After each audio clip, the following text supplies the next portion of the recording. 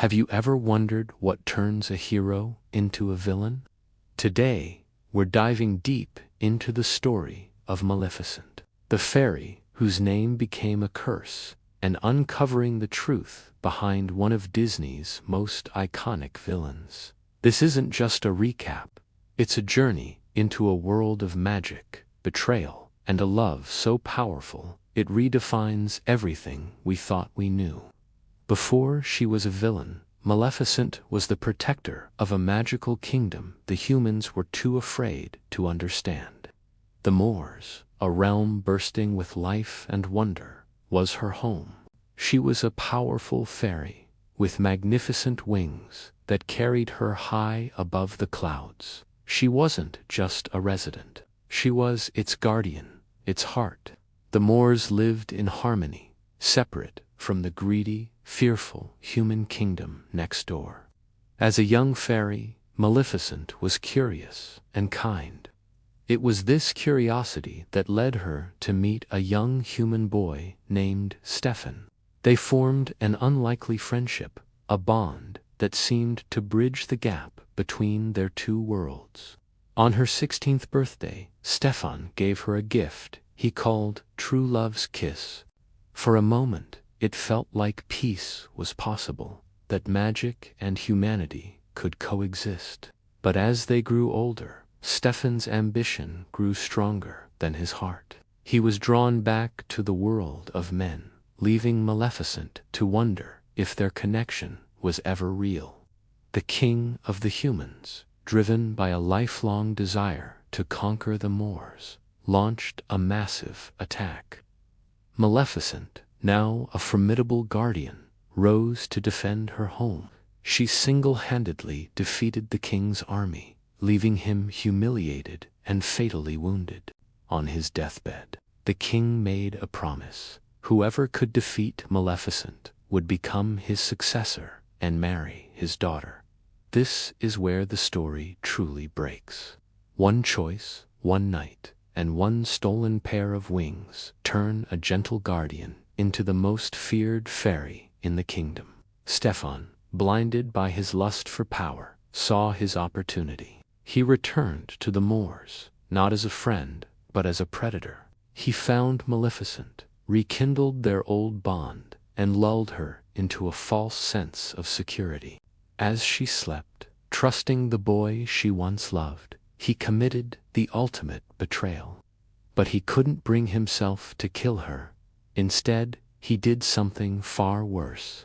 He took a chain of iron, the one substance that burns fairies, and brutally sawed off her wings. He presented them to the dying king as proof of her demise and claimed his crown. Maleficent awoke to an agony that was more than just physical. The pain of her severed wings was nothing compared to the shattering of her soul.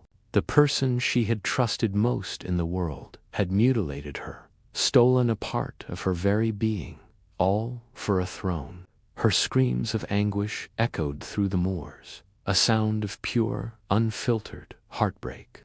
The vibrant, joyful land began to reflect her pain, turning dark and thorny.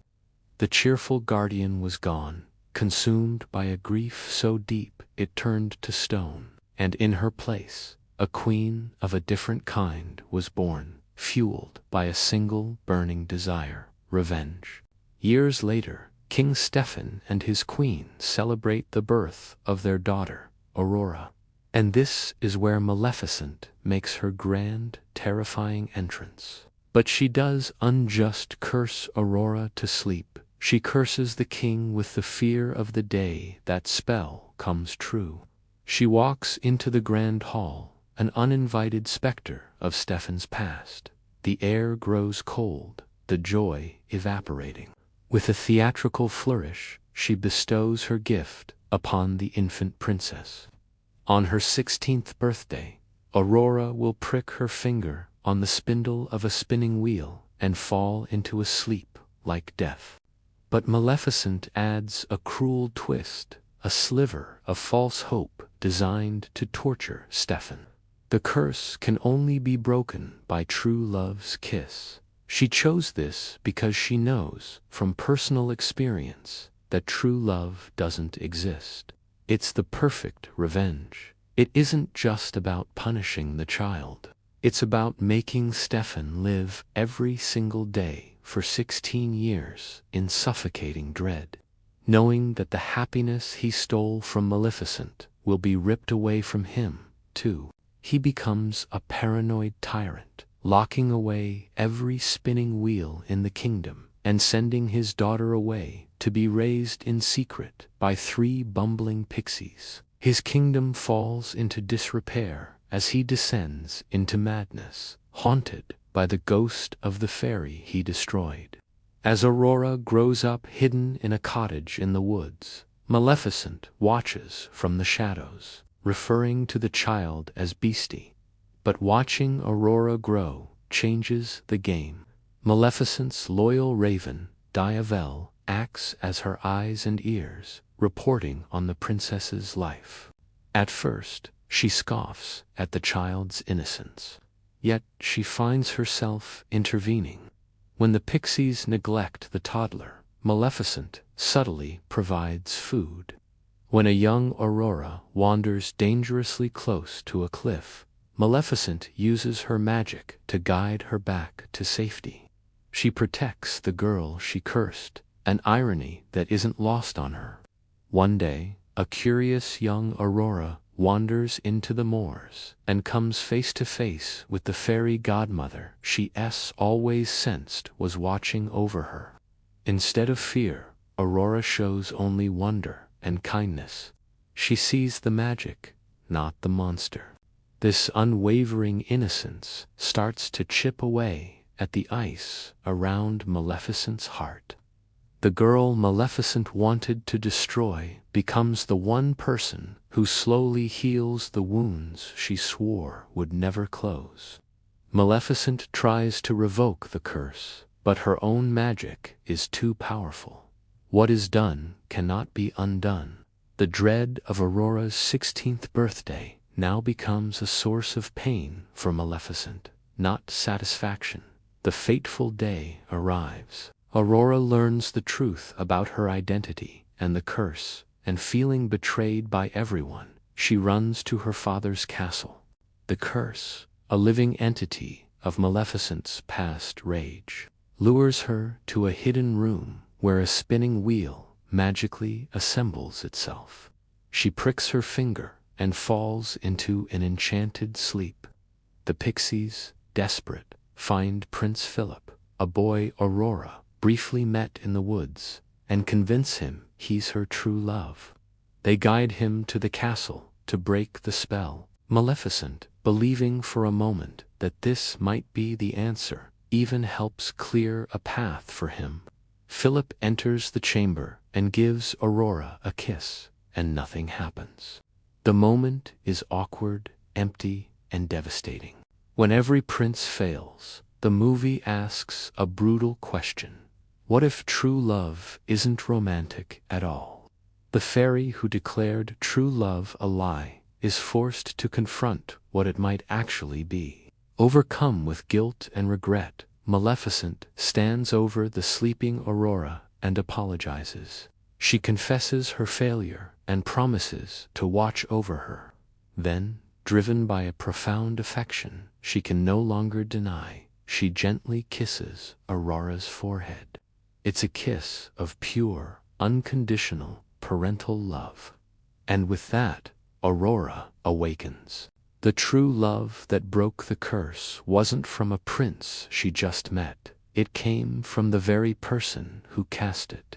But the story isn't over.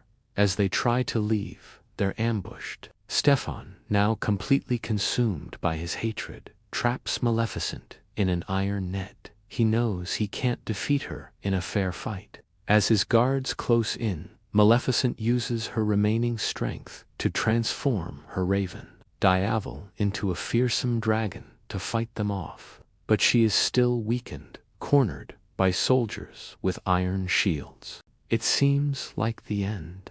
But Aurora, seeing the good in Maleficent, discovers the king's trophy room where her wings have been kept behind glass for 16 years. She shatters the case, and the wings fly to Maleficent, reattaching themselves in a glorious, powerful moment. She is whole again. She soars into the air, her power fully restored.